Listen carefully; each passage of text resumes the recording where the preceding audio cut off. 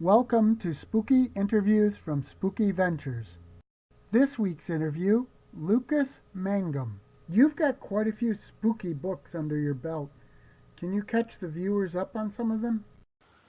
Yes, you're right. I do have quite a few spooky books under my belt. Some of my most recent include Gods of the Dark Web, which is my first Deadite Press book, and it was kind of like a high-tech take on cosmic horror, and it's kind of based around the dark web and creepypasta and, all the kinds of wonderful things you can allegedly find within the nastiest corners of the internet. You've also got Engines of Ruin. This is the Crossroad Press edition, which has 5 brand new stories that weren't in the original self-published edition or the hardcover edition that was put out by Thunderstorm Books, rather. And there's 13 stories in all. They range from horror to crime to dark erotica and even a little like bizarro and weird fiction. I think I don't know. There's kind of something in there for everybody, at least everybody spooky. And last but certainly not least, this is my most recent book. It's called Saint Sadist. It was put out through Grindhouse Press, and it is basically, imagine Paradise Lost meets I Spit on Your Grave. It's kind of an exploitation horror tale about a girl who falls in with a environmentalist doomsday cult, and it's written in a very poetic literary style. I think you'll like it. Those are just 3 of the books that I've written. I have 6 horror books out under my own name, and 1 romance novel that I wrote under the name Jamie St. John. You also have a movie in the works. What can you tell us about that? Okay, so the movie that I have in the works is called Seedlings. It's a Southern Gothic paranormal story, kind of reminiscent of The Conjuring, but with more of a Southern flavor and a little bit of a sense of humor as well. And I wrote the screenplay earlier in the spring, and right now I'm in the midst of starting kind of a fundraising campaign. So more on that later. But I do have a few promo videos out there that you can find on YouTube. What are you working on at the moment? Right now I'm working on a werewolf novel called Primitive, and I'm also working on, getting ready to shoot a proof of concept short for my film Seedlings that we can hopefully show to people who might be interested in throwing money at us. Do you remember when you first became fascinated with the horror genre or spooky things in general? I first became fascinated by the horror genre when I was about 6 years old, and I saw Stephen King's Silver Bullets on Halloween night. And I don't know, I loved the way it made me feel. I loved this kind of visceral reaction that horror gave me. I liked the imagery. I thought it was really cool, and I don't know, just everything about that night. Like my brother and I went trick-or-treating after we watched it, and we ended up getting chased by our neighbor who was, he was just playing around, but he was dressed as a mummy, and we didn't see him at first, and he kind of jumped out at us and scared the shit out of me. Basically, I don't know, just all that kind of coalesced into this interest in horror, and particularly, I developed an interest in wanting to create horror myself. And so I ended up handwriting these little chapbook stories with some really, goofy illustrations and selling them to my neighbors. I can't remember if I sold one to the guy who jumped out at me as a mummy, though. So if you're out there, Wayne, I think your name is, let me know if you have one of those chapbooks still. That'd be cool. Do you have a favorite medium, be that print or film or other, for horror? A favorite medium for horror is kind of hard to choose for me. I adore books, and I also adore film. I think they can both be good for different reasons. I think if you really want to immerse yourself, it's a lot easier to do it in a book. I'm not saying films can't be immersive, but I think it's certainly easier to immerse oneself in a book. Because it's kind of, you're working these things out in your head, and you're kind of in the characters' heads, and it's kind of easier to get lost. Whereas film can be good, especially with horror, because it is such an auditory and visual medium, you can use a lot of tricks to scare people a lot quicker than you could with a book. Who are some of your favorite horror creators? Some of my favorite horror creators, I guess the top of the list would definitely be Clive Barker. I mean, his stuff is just kind of boundless. I feel like as far as its imagination goes. I mean, he just creates these rich worlds. I mean, by comparison, Tolkien spent his whole career developing one alternate world, and Barker has given us so many. You've got the world of the Magica, you've got the Weave world of the Seerkind, and you've got all the little stories in Books of Blood, which have their own like kind of universes as well. I think he's just somebody who is really going to transcend time over the years. He certainly has for me. People talk about seeing his influence in my work all the time, and even when sometimes I didn't really intentionally put a callback in there, I guess he's just so embedded in my subconscious because his images and his concepts are really just that powerful. What are some of your favorite horror books? Some of my favorite horror books include Come Closer by Sarah Gran. It is hands down the scariest book I have ever read. It is about a woman who may or may not be possessed by a demon, and it's all told from first person in these really like kind of clipped sentences and a minimalistic style. And I don't know, I mean, I was just so captivated when I read it. I was looking down hallways and just really creeped out, like by the book itself. Like, I'm reading it alone, and every sound I hear in the house, I'm like, is that a demon? It just kind of has that effect on you, even though it's, a work of fiction, but it really just deeply affected me.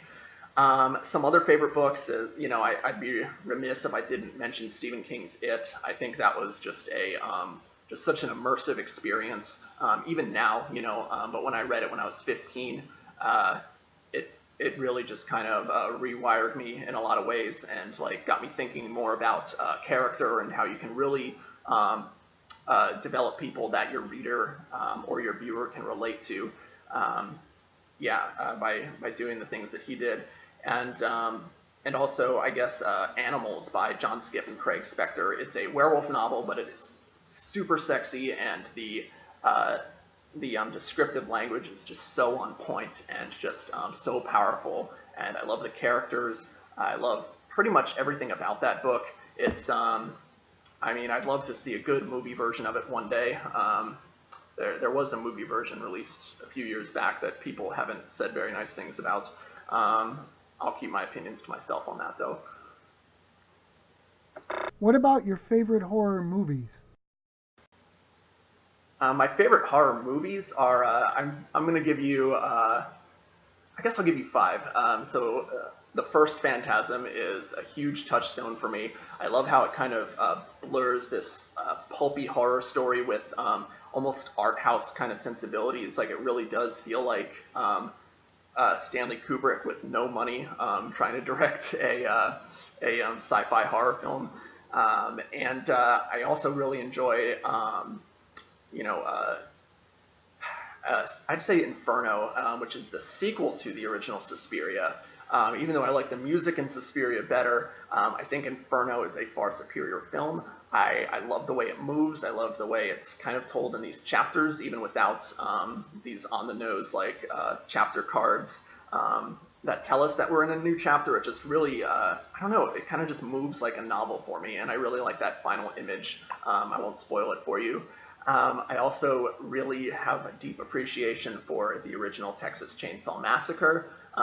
Everything about that film is uncomfortable, which is what I kind of feel like horror should do in the first place, is make the viewer or reader uncomfortable. And Texas Chainsaw Massacre really nails it because it has this documentary style that people have written and talked about for years, and it's also just full of these iconic images. I mean, I'll remember that dinner scene forever. I mean, I don't think I'll ever forget that. And another one, I guess, Carnival of Souls is a huge favorite of mine. I think it's, every bit as influential and as good as Night of the Living Dead, which is kind of credited as the the beginning of the modern horror movement. But I think Carnival of Souls has just an equal amount of influence and is every bit as entertaining and interesting. And last but not least, oh gosh, I'm gonna go with In the Mouth of Madness. I really enjoy kind of John Carpenter riffing on Lovecraft, although some would argue, and maybe I would argue that too, that he kind of touches on Lovecraftian concepts throughout his career. I think In the Mouth of Madness was where he really kind of brought it all together and told this crazy cool apocalyptic story about the old ones coming back and making their work, or making our world theirs. We can't live by spooky alone. What other things captivate your interests? Who says we can't live on spooky alone? Kidding. But other things that capture my interest. Lately, I've been really into yard work for some reason. Just trying to make my yard look pretty. I just been gardening and planting flowers and digging up weeds and all that kind of stuff. There's something really satisfying about it to me. I can't really explain it. Also, of course, I'd be remiss if I didn't mention my family.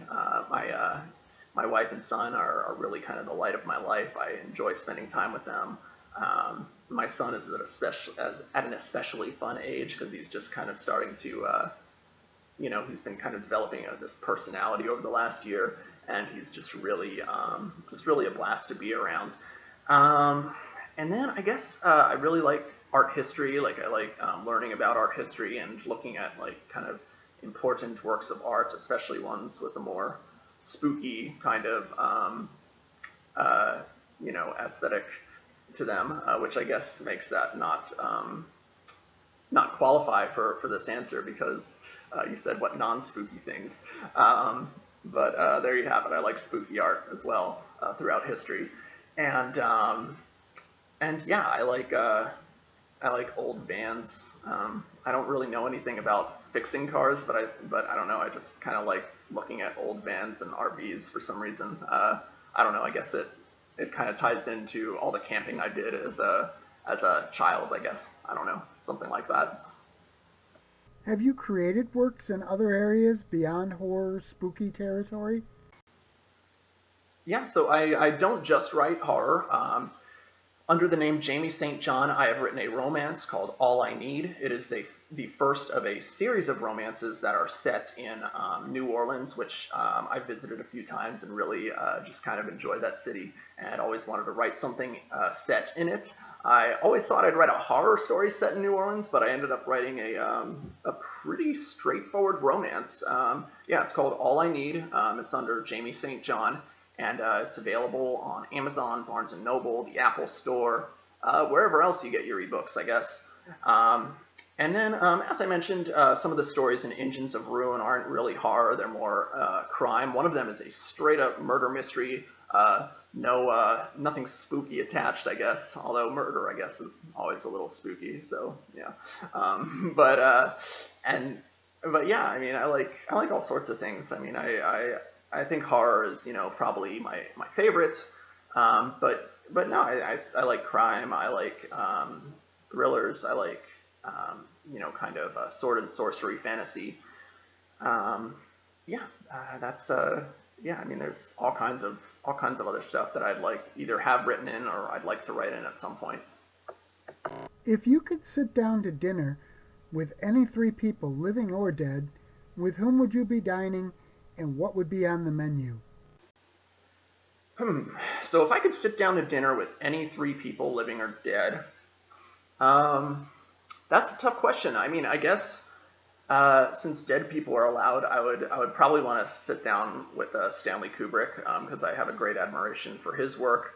Actually, you know what? Scratch that. I don't want to sit down with Stanley Kubrick. I want to sit down with H.P. Lovecraft, Robert E. Howard, and Clark Ashton Smith, and I can, ask them about all sorts of questions about like, the good old days of like, writing for the pulps at a penny a word, and sort of just ask about like what made them decide to create like I mean, Lovecraft kind of had this Cthulhu mythos, but Howard and Smith wrote stories that were kind of interwoven in it as well. And I thought that was interesting that Lovecraft had his kind of fans that and colleagues who liked his work so much they decided to kind of write stories that were kind of tied to it. It's very interesting to me.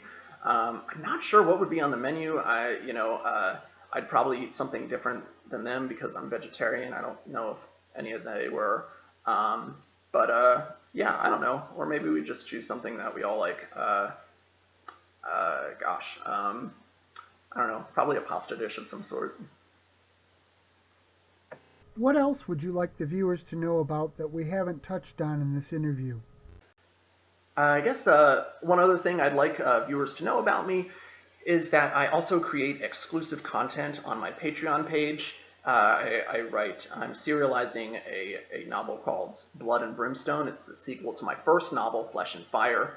I'm serializing that there. I'm writing and uploading videos that are about kind of like writing advice or backgrounds on some of the stories that I've written, and yeah, just other kind of free stories and bonus episodes of my podcast, The Mangum Show, which is kind of indie authors discussing cult movies. So that's kind of another fun thing that I do.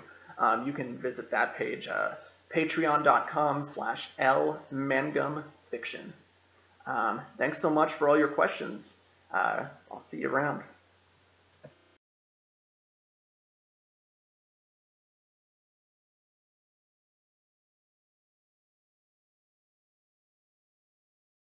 Spooky Ventures is the home for spooky content and spooky merchandise on the web.